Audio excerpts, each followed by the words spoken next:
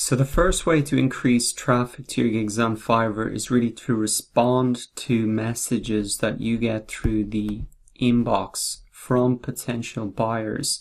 So I read on a Fiverr blog post before that high response rates from sellers will equate to 10% more traffic for your gigs. Now, subsequently, I haven't been able to find that because I think they've actually removed that.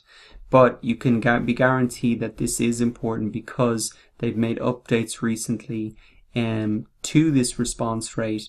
And so we know that it's still important.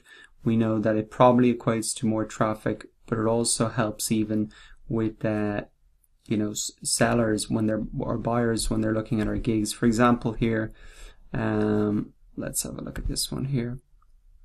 You can see what the response rate of the seller is. So 3 days, if you were thinking of reaching out and buying this gig and she said, well, she doesn't get back to me for 3 days, I'm probably going to try a seller who does if you've got some questions. So that's kind of how it has an impact from the buyer's side. But I think more importantly from Fiverr's point of view, they, as I said, this is like a social marketplace and they're really pushing features and behaviors that show that, and that's why they're really becoming more stringent on this response rate. And I would recommend, you have it 80% and above. Mine's probably even a little bit low. I could do a little bit better on that. But how is it actually measured? Well, it's measured on your response rate to messages in the last 30 days and the time that it takes you to make the first reply. So say if I get a message in my inbox and I haven't responded for 2 days, well then that will really bring down my response rate percentage. But if I respond to a couple after that, within 2-3 minutes, then it's going to bring it right back up. So it's only on the first contact. If the potential buyer comes back to you again with more questions, that isn't counted. So that's fine. You just have to reply once. Now, this is a little bit annoying because messages do build up. But the thing that Fiverr has given you, thankfully, is a tool called Quick Response.